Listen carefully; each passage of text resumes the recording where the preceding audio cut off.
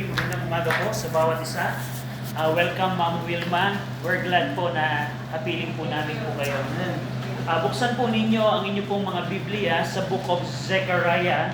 Ang Zechariah po, pag alam nyo yung division ng Old Testament at New Testament, malakay po ang huling libro ng Old Testament. Atras lang kayo yung isang book, yun na po ang Zechariah.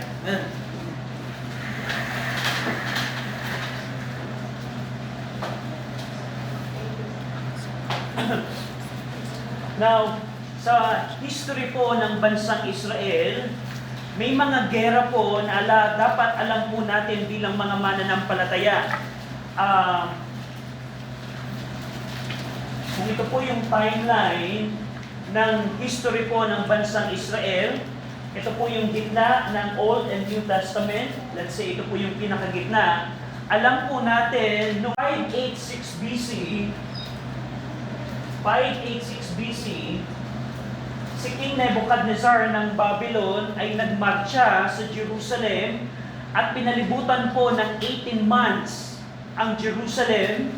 Ibig sabihin, pagka sinabing besiege or siege, pinapalibutan yung isang syudad so that yung supply ay hindi po makapasok sa syudad nito. At pagkatapos po ng 18 months, we know this story, sinira po ni Nebuchadnezzar ang templo ni Solomon. Sinira din ni Nebuchadnezzar ang bawat bahay sa buong Jerusalem. Nangyari po yon noong 586 BC. At alam natin, noong 70 AD,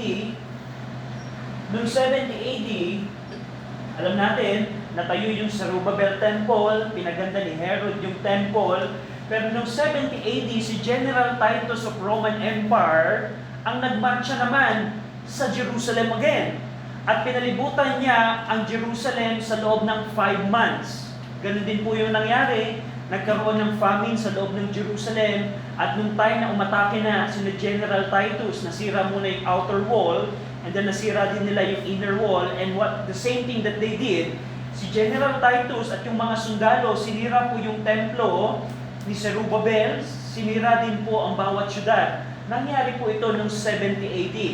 At alam niyo po ba, pagdating po ni Antichrist, ito po yung rapture of the believers, pagdating po ni Antichrist, kung paano si Nebuchadnezzar, kung paano si General Titus ay nag-gather ng army upang palibutan ang Jerusalem, mangyayari po ulit ito in the future. Si Antichrist po, na uusbong sa tribulation, lilipunin niya po ang bawat bansa, all the military power ng buong bansa, at ang gagawin po nila, papalibutan muli po yung Jerusalem during that time. Mangyayari po ito around this period, we don't know the timeline, pero titingnan po natin anong mangyayari kaya sa Jerusalem sa panahon pong yun. Nakita natin, total destruction, dinanalo. Nakita natin dito, 70 AD, hindi dinanalo ang Jerusalem. Pero sa Zechariah chapter 12, makikita po natin kung ano ang kahinatnan ng Jerusalem ng mga saved Jews during the tribulation pagka si Antichrist na ang pumalibot sa buong Jerusalem. Now, titingnan po natin yan sa Zechariah chapter number 12. Ang Zechariah po, ito po isa po itong post-exilic prophet na nangaral sa mga Hudyo nung sila po ay bumalik from captivity. At alam natin, ang chapter 9 hanggang chapter 14, nagpapatungkol po ito sa mga future events. Unang pagdating ni Jesus Christ sa lupa upang tubusin tayo sa kasalanan, pero nakita din po ni Zechariah yung ikalawang pagbabalik po ni Jesus Christ in the future. Pero ito pong verse ng chapter number 12, babasahin ko po yung verse 1, sundan niyo po ako sa inyo pong mga Biblia. Zechariah chapter 12 verse 1, "The burden of the word of the Lord for Israel, saith the Lord, which stretcheth forth the heavens, and layeth the foundation of the earth, and formeth the spirit of man within him." Shall we pray? Tayo po sa nandaling manalangin. Ama namin Diyos, ng kapangyarihan sa lahat na nasa langit, salamat Ama, na meron po kaming pagkakataon na nandito po kami sa church upang pag-aralan po ang inyong pong salita. We pray na tulungan niyo po kami na maunawaan namin ang inyong pong salita, ma-discover namin ang mga truths ng inyong pong salita, at ito po'y ma-i-apply po sa aming pong mga buhay. We pray din naman na patawarin niyo po kami sa aming pong mga kasalanan. And I pray na ang banal na Espiritu ang magbigay ng enlightenment at wisdom po sa bawat isa. Tulungan niyo po kami, Ama, at kahabagan sa ngalan ng aming Panginoong Kristo. Amen. So, ito pong Zechariah chapter 12, ini-introduce po tayo dito ni Zechariah sa ikalawang burden ng kanyang prophecy. Mapapansin niyo sa chapter 9, ito po yung unang burdens. Chapter 9 verse 1 ng Zechariah, the burden of the word of the Lord in the land of Hadrach, and so on and so forth. So, chapter 9, ito yung first burden. Chapter 12 hanggang 14, ito po ang naglalaman ng second burden. Kung yung first burden, ito yung nagpapatungkol sa mga enemies of Israel during the time of Alexander the Great. Ito pong second burden sa chapter 12, ito po ay concerning Israel. Mapapansin nyo, the burden of the word of the Lord for Israel. Pag sinabi pong burden, ang ibig sabihin po ng word na burden, ito po ay load or weight. Halimbawa, binigyan ko kayo ng sikreto. Halimbawa, napalitaan ko sa intelligence, CIA, ang China ay lulusob sa atin ng gantong date. Kung ako alam ko yung information na yon, bibigyan ko kayo ng warning. At iyon ay burden para sa akin. A load or weight I need to share because ito ay kabigatan. Yes. At yung word na burden din sa Hebrew, ito po itinranslate ng ilang King James translator as prophecy. Halimbawa, sa Proverbs 30 verse 1, alam natin doon na the words of Agur, the son of Jakeh, even the prophecy, that's the same Hebrew word. And even in Proverbs 31:1, the words of King Lemuel, the prophecy, that's also burden. So yung burden po, meron hindi lamang ito load or weight na merong kabigatan, ito din po ay nagpapakita ng judgment or pronouncing future judgment. Pero ito po ay makikita natin sa pagkakagamit po dito ni Zechariah, ito pong burden or prophecy na ito po ay weighty nature of the revealed word of the Lord that is related or for Israel. Burden, revealed word of God concerning Israel. Dinagdag po dito ni Isaiah, ni Prophet Zechariah, yung term na saith the Lord. Anong ibig sabihin nito?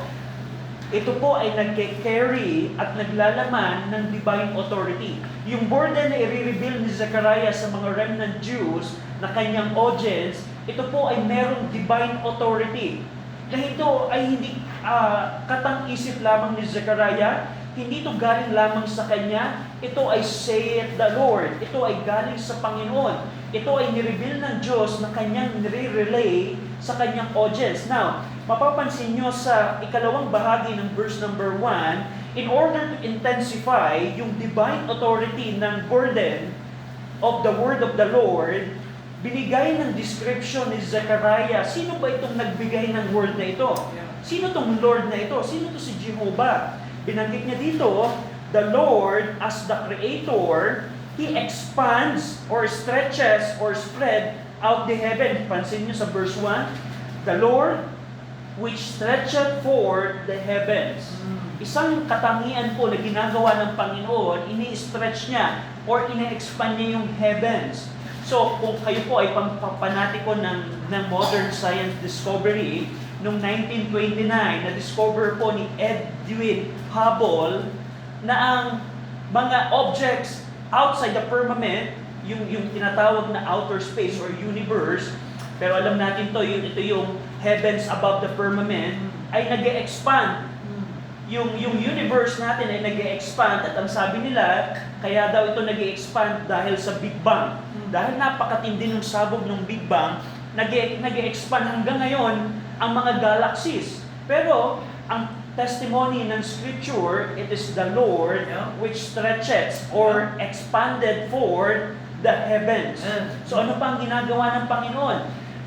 The Lord layeth the foundation of the earth. Ang ibig sabihin po nito, ang Panginoon po ang nag-establish or nagme-make sa mundo upang maging fix. Yung pong Hebrew word na yun, na layeth the foundation, ginagawa po ng Diyos na ang earth ay fix, na stable, establish. At dito po ay nagtuturo ng another passage sa Scripture na ang earth po ay fixed. Ang earth ay established, na ang earth ay sentro po ng creation ng Panginoon. Ang heavens ang nag-stretch forth, pansinin nyo, ang heavens, yung outer space ang naggumagalaw, pero the Lord layeth the foundation of the earth. The Lord makes the earth fixed, na hindi umiibo. Another thing na mapapansin nyo sa description ni Zechariah sa Panginoon, kay Jehovah, the Lord formeth the spirit of man within him. Ang Panginoon po ay katulad ng isang potter na gumagawa ng pot. Ang Panginoon po ang nagpo-form ng spirit of man within us. That's why we are not a result of millions of years of evolution, because we have the spirit that the Lord formed. Anong pagkakaiba natin sa ibang creation?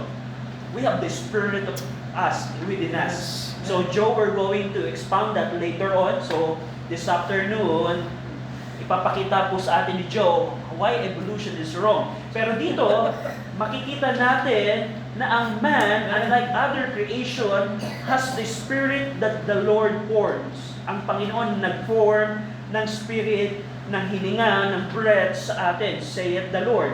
So, ano makikita natin dito? Yung verse number 1, the reason Zechariah described who is this Lord is in order to intensify the divine authority.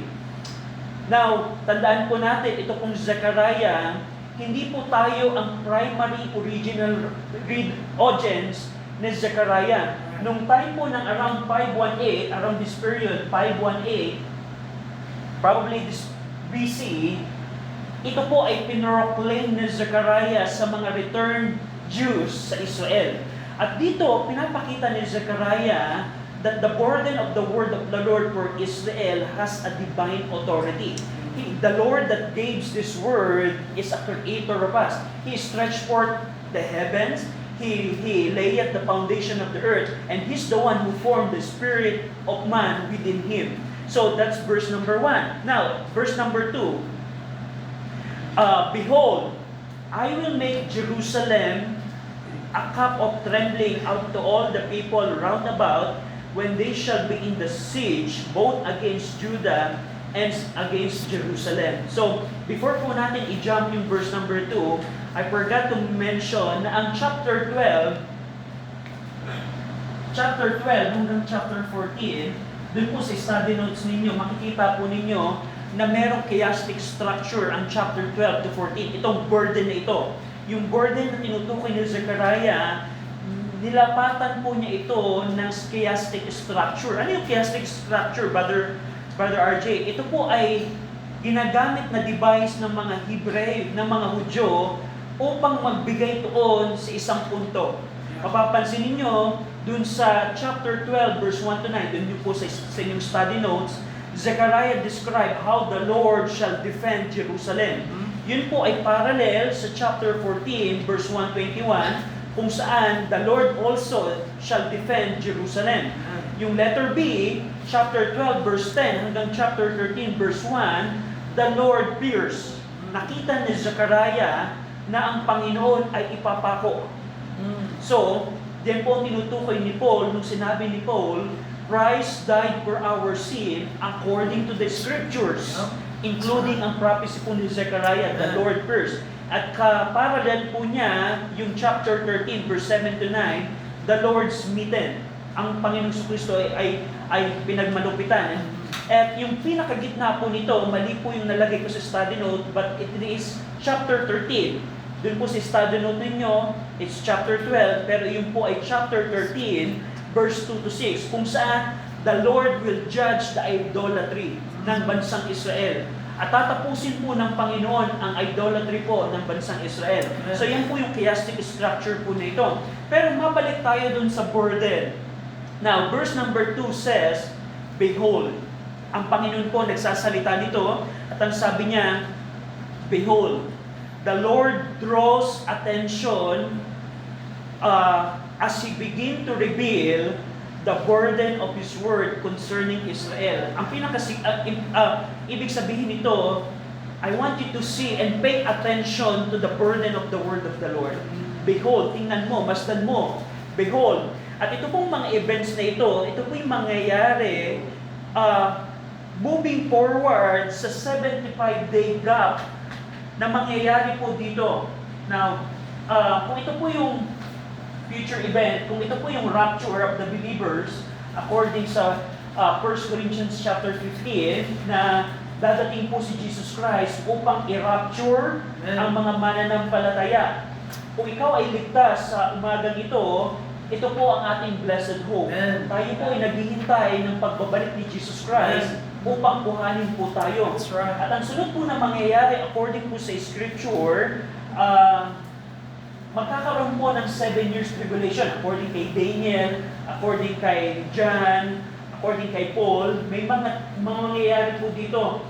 At ito po yung tribulation. 7 years po na mararanasan ng mundong ito ang galit po ng Panginoon. Dito po usbong yung foolish shepherd na napag-aralan natin last time. Si Antichrist, usbong po dito. One world government, one religion, one currency, one rule, and one leader. That would be Antichrist. Pero pagkatapos po ng 7 years po na ito, at bago po itayo ng Panginoon yung kanyang millennium kingdom, 1,000 years pong mamumuno si Jesus Christ, meron po tayong 75-day gap, na makikita po tayo dito. I think the book of Daniel testifies of that, and you need to check yung date ni John the Beloved sa book of Revelation. But we have a 75-day gap. Pero ito pong Zechariah chapter 12 na ating pong pinag-aaralan, ito po ay nakatutok dito po sa 75-day gap. Na kung saan, katulad ni Nebuchadnezzar, katulad ni General Titus, si Antichrist ay papalibot muli sa Jerusalem. Kaya sinabi ng yun po ang burden ng word of the Lord. Pero dito sa verse number 2, behold, kinuha ng Panginoon ang atensyon ng kanyang mga audience, at dito binanggit niya, I will make Jerusalem a cup of trembling unto all the people round about. So gusto ko pong pansinin ninyo, the people round about, when they shall be in the siege, both against Judah and against Jerusalem. So ito po, sino tong tao na to na tinutukoy? Sino tong mga tao na papalibot sa Judah at sa Jerusalem? Ito po ay ang tinutukoy po ni Joel, go over in Joel chapter 3, Joel 3:2.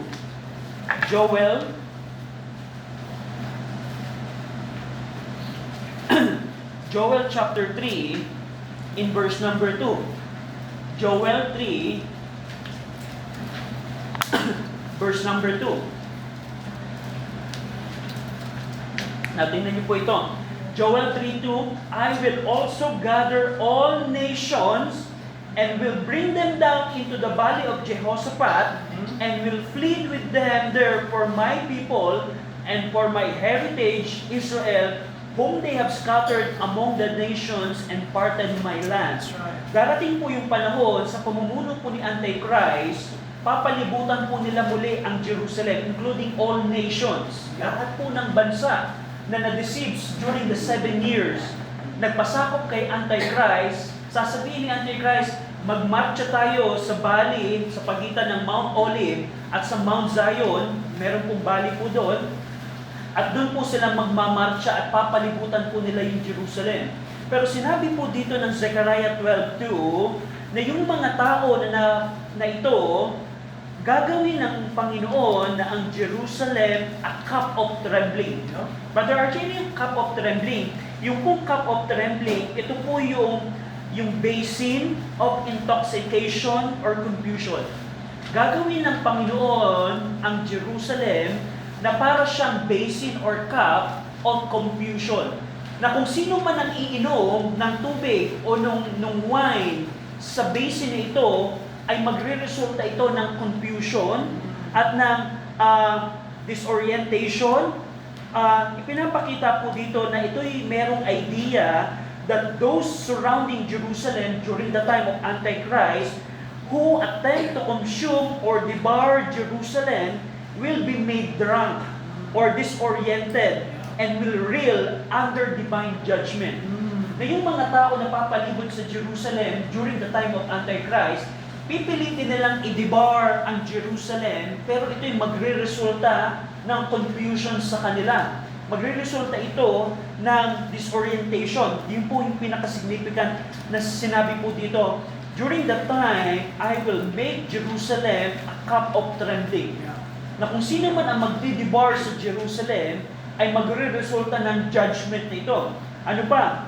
Nabanggit din doon, when they shall be in the siege both against Judah and against Jerusalem. All nation po, darating po yung panahon that they will lay siege to Jerusalem and Judah. But during the time, unlike 586 na destroy ang Jerusalem, unlike 70 AD na na-destroy din ang Jerusalem, during that time, ang Jerusalem po ay magiging cup of trembling. Magiging cup of trembling. At furthermore, verse 3 to 9, nag-describe po dito si Zechariah, ano po yung mga events na mangyayari po dito. In Zechariah chapter 12, verse 3 to 9, naglilist po ito ng mga events that will take place in that day. Ano yung in that day? Ito pong araw na ito. Araw na ito, yung in that day. 6 times niyo pong makikita yung phrase na in that day sa chapter number 12. In that day, ito yung mga mangyayari. Ano yung mga mangyayari na ito? Tingnan po natin ang verse number 3. Verse number 3, and in that day, will I make Jerusalem a burdensome stone for all people, all that burden themselves with it shall be cut in pieces, though all the people of the earth be gathered together against it. Hindi lamang magiging cup of trembling ang Jerusalem during this time, na kung pipilitin ni Antichrist at ng mga nation na i-debar ang Jerusalem, magre-resulta ito ng disorientation or confusion sa kanila. Ang Jerusalem po, during that time, ay gagawin din burdensome stone. Now, anong ibig sabihin, Brother RJ, ng burdensome stone? Kung kaya mo bang bumuhat ng 5 kilos na bato?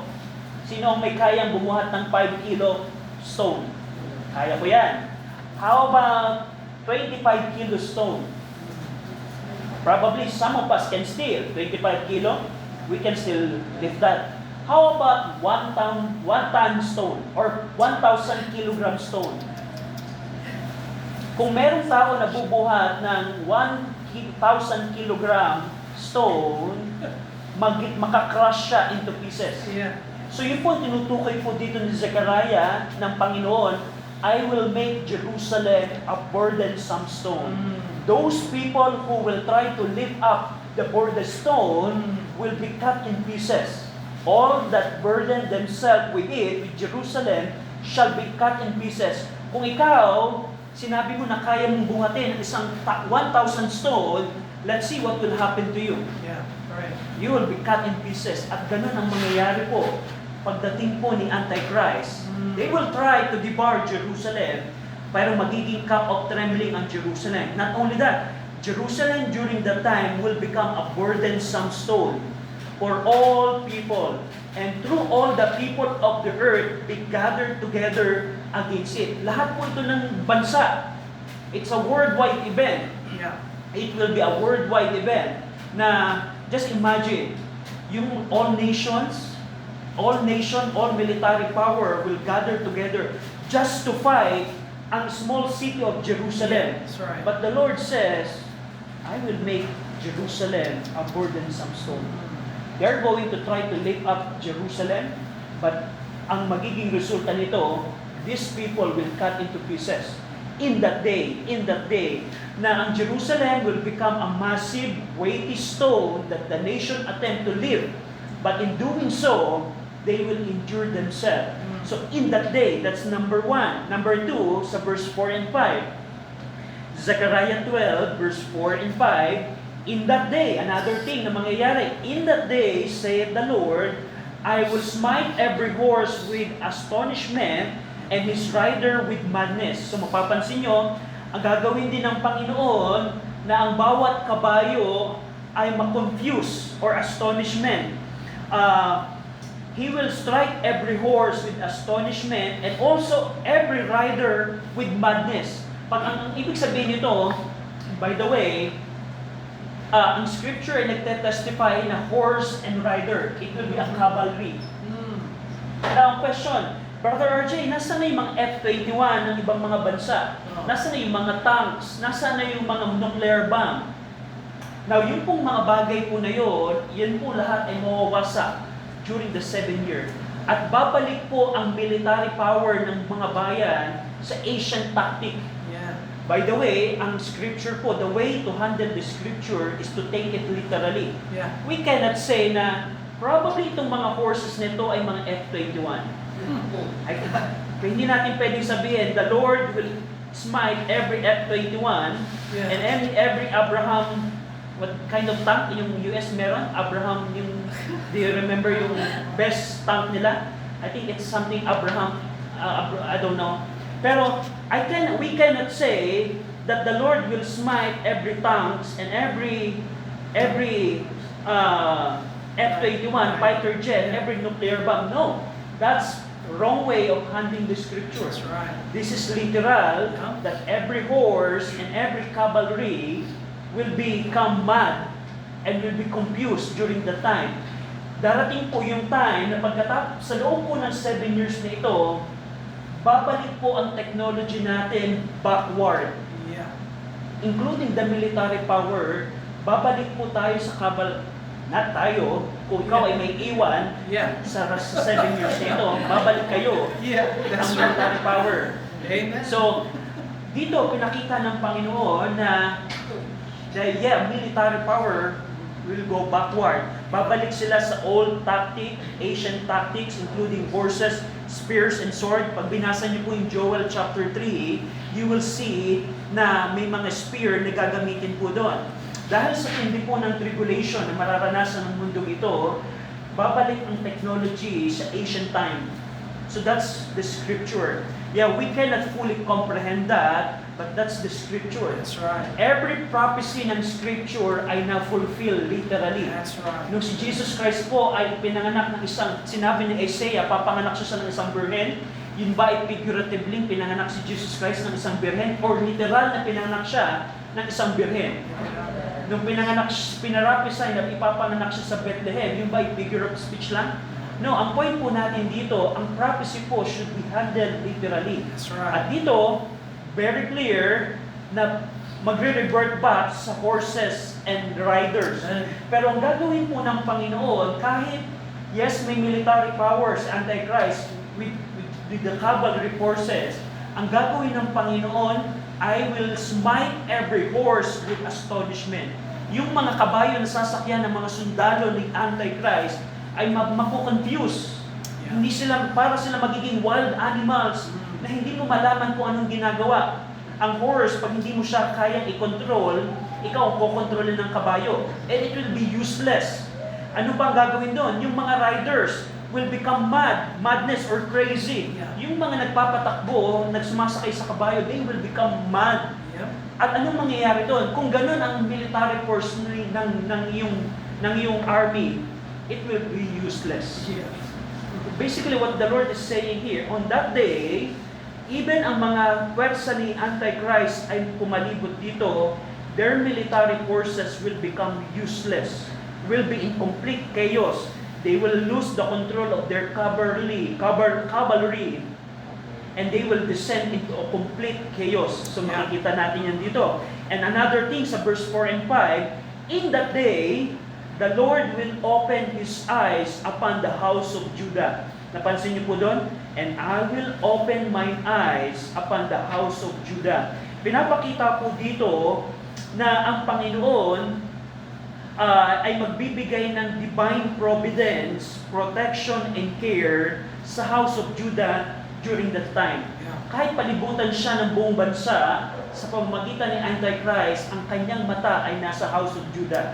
Poprotektahan siya ng Panginoon, iingatan siya ng Panginoon. Kung ang mata ng Panginoon ay nasa house of Judah, in contrast, the Lord will smite every horse of the people with blindness. Mapapansin niyo po doon? I will open mine eyes upon the house of Judah, and and will smite every horse of the people with blindness. So talagang complete chaos, magiging useless ang military power ni Antichrist during that day, in that day. At huli sa verse number 5, and in that day, the governors of Judah shall say in their heart, the inhabitants of Jerusalem shall be my strength in the Lord of hosts, their God.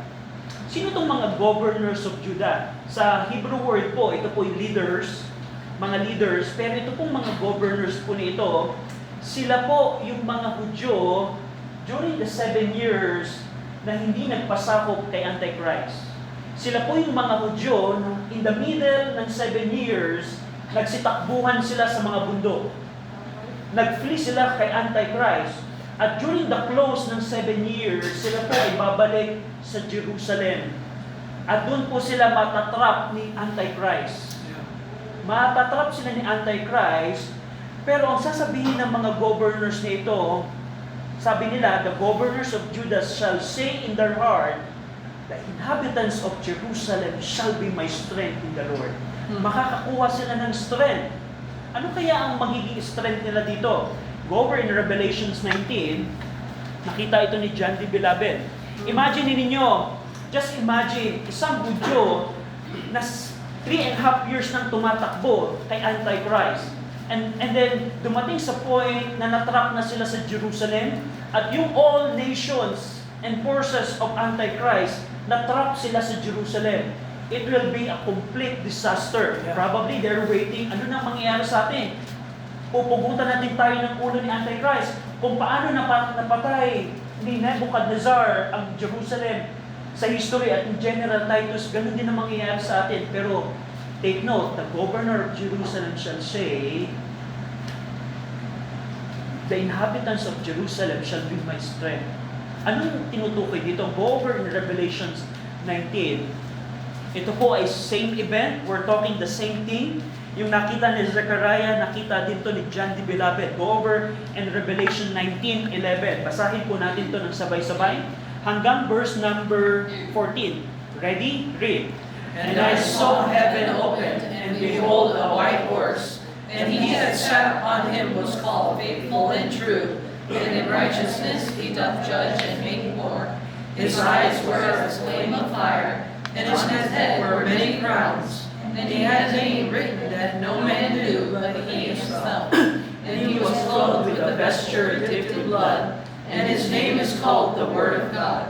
And the armies which were in heaven followed him upon white horses, clothed in fine linen and white linen. So gusto kong dalhin natin, put yourselves to the feet of these governors. Yeah. They just playing for 3.5 years. They're trying their best just to survive the forces of Antichrist. And then, they are trapped in the city of Jerusalem. But when they see that the Lord Jesus Christ is coming back, they will say, the inhabitants of Jerusalem shall be my strength in the Lord. In the Lord of hosts, their God. Dito po, makikita nila, ito pong mga leaders nito, at the sight of King Jesus, this leader will be encouraged in their hearts, and they will find strength for their people, the inhabitants of Jerusalem. They will be filled with courage as they behold the appearance of the Lord of hosts, the Lord Jesus Christ. Their strength will come from the Lord of hosts, their God. So ito po yung pagkakataon na imagine ninyo, trap na sila, pero nakita nila ang kanilang Panginoong Kristo. Ang Panginoong Kristo, ang kanilang Lord of Lords and King of Kings, including po yung mga armies from heaven. At kung ikaw ay saved right now, yung pong verse number 14 na binasa natin sa Revelations 19, if you are saved right now, you will be part of that army. You will be part of that army.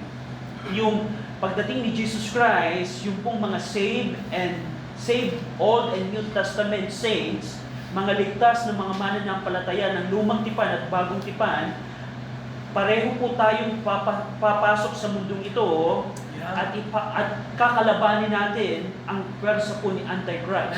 And it will become an easy battle. An easy battle. All nation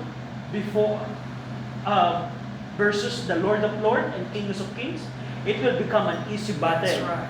mapapansin nyo, balikan natin yung Revelations 19. Mapapansin nyo po dito, in verse 19, Revelation 19:19, and I saw the beast and the kings of the earth, that's Antichrist, and their armies gathered together to make war against him that sat on the horse and against his army. And verse 20, and the beast was taken, and with him the false prophet that wrought miracles before him, with which he deceived them that had received the mark of the beast, and them that worship his image.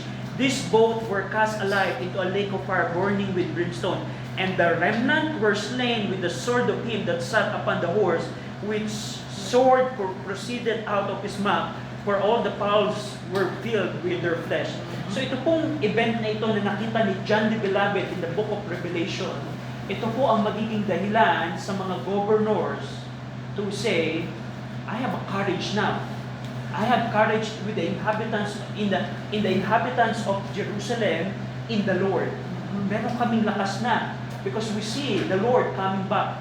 So yan po ang verse number 4 and 5. Verse number 6 and 7, not only that day, not only yung mga nakita natin a while ago, verse 6 and 7, in that day also, in that day will I make the governors of Judah like a heart of fire among the wood, and like a torch of fire in a ship. And they shall devour all the people round about on the right hand and on the left. Hinalintulad po ng Panginoon ang mga governors during this time sa isang mainit na pan. Nakakita na kayo ng parang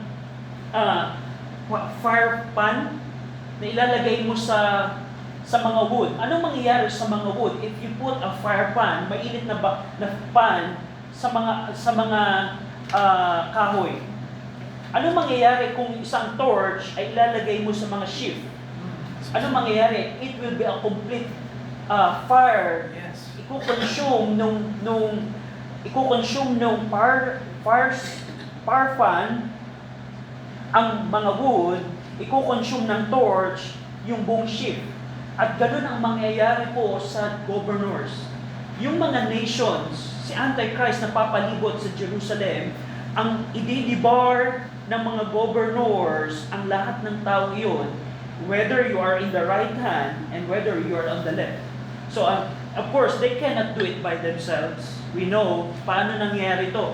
Paano itong mga saved tribulation saints ay magkakaroon ng lakas na paslangin yung mga pwersa ni Antichrist because of Christ who came back for them. Makikita din natin sa verse 6 and 7, and Jerusalem shall be inhabited again in his own place, even in Jerusalem. The Lord also shall save the tents of Judah first, and the glory of house of David and the glory of the inhabitants of Jerusalem do not magnify themselves. Ang tinutukoy po dito, during that day po, na even na besiege ang Jerusalem, it will be restored to its secure, proper habitation. Ini-indicate na ang Jerusalem ay magiging place of habitation. The Jerusalem shall be inhabited again in its own place. Na kahit siya ay mabesiege ni Antichrist, it will be a place of habitation. Ano ba? Makikita natin also in verse number 7 na the Lord indicates that He will save the tents of Judah first. Ano ibig sabihin po nito? Yung pong tents of Judah may refer to the regions outside the wall of Jerusalem. Ililigtas ng Panginoon not only the people around inside Jerusalem, but also the people outside the Jerusalem. That's the tents of Judah. Pero binibigyan din po dito ng Panginoon, bakit ginawa niya to, is in order to prevent yung mga inhabitants of Judah from magnifying themselves or considering themselves more important than those that living outside the city wall. Binanggit ng Panginoon na the Lord also shall save the tents of Judah first, that the glory of the house of Judah and the glory of the inhabitants of Jerusalem do not magnify themselves against Judah. So ililigtas din ng Panginoon, even you are outside the wall or inside the wall, ang concern ng Panginoon ay iligtas po ang mga tribulation saints, ang mga Jewish tribulation saints during that time. Verse number 8, in that day shall the Lord defend the inhabitants of Jerusalem, And he that is feeble among them at that day shall be as David, and the house of David shall be as God, as the angel of the Lord before them. Sa araw po na yun, ang Panginoon po ay ididepensa ang mga inhabitants of Jerusalem. He also declared na yung mga mahihina, those that are feeble, those that are weakest among them, will be like David. Yung mga tribulation saints na mahihina ng panahon na ito, magiging katulad sila ng David. It further indicates that the house of David shall be as God. Anong ibig sabihin nito, Brother RJ? That they will be as God. Ito po yung nag-e-express ng unity of divine power that the feeble or weak inhabitants will share with God as they fight against the nation. Na habang kakalabanin ng Panginoong Kristo ang pwersa ni Antichrist, katulong ng mga feebles and mga weak, the house of David will be as God. Magiging malakas sila, divine power. Pinapakita din po dito that they will also be as the angel of the Lord. Yung pong angel of the Lord po, pag tinignan natin ang scripture, it points to the Lord Jesus Christ. Ang angel of the Lord, previously this angel of the Lord who victoriously fought for the Jews time and time again. We can check Joshua 5, Psalm 34, Isaiah 37, and 2 Kings 19, na ang angel of the Lord po ay previous lang defender ng bansang Israel. At during this time, yung mga weak, yung mga feeble, not only they will become as David, not only they will become as God, they will become as, katulad ng angel of the Lord, ng ating Panginoong Kristo. So, anong ibig sabihin po nito? During this time po, habang kakalabanin ng mga mahihinang tribulation saints, ang pwersa po ni Antichrist, they will become as the angel of the Lord. Magkakaroon sila ng lakas, hindi sa kanilang sariling lakas, but it is because of the Lord Jesus Christ. And the return of the Lord Jesus Christ with His armies will embolden the tribulation saints to fight alongside the Savior, God, and the angel of the Lord in defeating the nation. What a battle it is. Are you excited with this battle? I'm excited for the battle because I'm riding a white horse. I'll be riding a white horse. I don't know kung ano may ko-contribute ko. I don't know ano may ko-contribute ko, but we will fight the forces of Antichrist. And we will see that. But we will see it literally. That's the beauty of Scripture. It will become a literal fulfillment. Last verse, verse number 9. And it shall come to pass in that day that I will seek to destroy all the nations that come against Jerusalem. And again, the Lord declares na sa araw na yon, merong future victory ang ating Panginoong Kristo. Katulong ang mga feeble or weak tribulation saints in Jerusalem during this time period. Thus, the Lord will set out to destroy the Antichrist and all the deceived nation that rise up to fight Jerusalem. Pinapakita po dito ng verse 9 that the Lord will secure the final victory over His chosen and precious city, Jerusalem. Do you love the book of Zechariah? Amen. Now, bilang challenge ko po sa inyo, this is our future. Yes. Ito po ang ating future.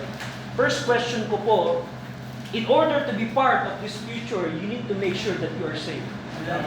Ano po, Brother Arjun, ibig sabihin ng saved? Ito po ay isang kalalagayan ng isang tao na naranasan niyang magsisi ng kanyang kasalanan. Naranasan niyang magsisi. Dahil sabi po ng Luke 13:3, except you repent, you shall likewise perish. Kung sinabi mo na saved ka, pero saan ako nag-repent? Siguro nag-repent lang ako sa ganun, Brad. That's hindi siya malinaw. You really need to make sure that you repent. Ako po ay nag-repent sa aking pong pagnanakaw, sa aking hindi paggalang sa magulang, and so on and so forth. I know that I repented. At yung wala na akong desire muli na gawin yung mga bagay na yun. Pero kung ikaw right now, sinabi mo nag-repent ka, pero yung sinful condition as the same thing ng before, maybe you didn't repent. You need to make sure that you repent. And not only that, Paul said, repent toward God and have faith toward our Lord Jesus Christ. Yung si Jesucristo po na napako sa krus, kailangan mong ilagak ang iyong pananampalataya sa ginawa ng Panginoong Kristo na siya ang namatay para sa iyong kasalanan. And you can be saved. Amen. At kung ikaw ay saved na, this is our future. Amen. This is our future. Now, bilang mga mananampalataya naman, sa mga mananampalataya, ang tanong ko po, excited ka ba sa iyong future? If you just know this, kung meron kang problem ngayon, may kaaway ka na kapitbahay, meron kang kaaway na klase, meron kang problema sa buhay, meron problema sa pamilya, meron kang karamdaman, compare these things with your future. And you will see, this world is not my home. That's right. Na ang mundong ito ay hindi nating tahanan. That's right. We have a bright future to come. Amen. Kung ikaw ay na kay Kristo. Amen. Shall we pray? Ama naming Diyos, salamat sa Book of Zechariah. Nakita namin naman ang inyo pong pagkalinga sa bansang Israel. Even though nasira sila ni Nebuchadnezzar noong 586 BC, even nasira sila ni General Titus noong 70 AD, at ito'y pipiliting gawin muli ni Antichrist sa future, nakita namin naman na ang inyong pag-ingat sa inyong pong mga bayan. At salamat din naman sa amin bilang mga mananampalataya na kami, Panginoon, ay isinama po ninyo sa programa pong ito. Alam namin naman, ang aming nararapat na lugar ay isang lake of fire, pero ito lamang ay dahil sa inyong pong biyaya at habag sa amin. Pinupuri namin kayo. In Jesus' name we pray. Amen. Amen.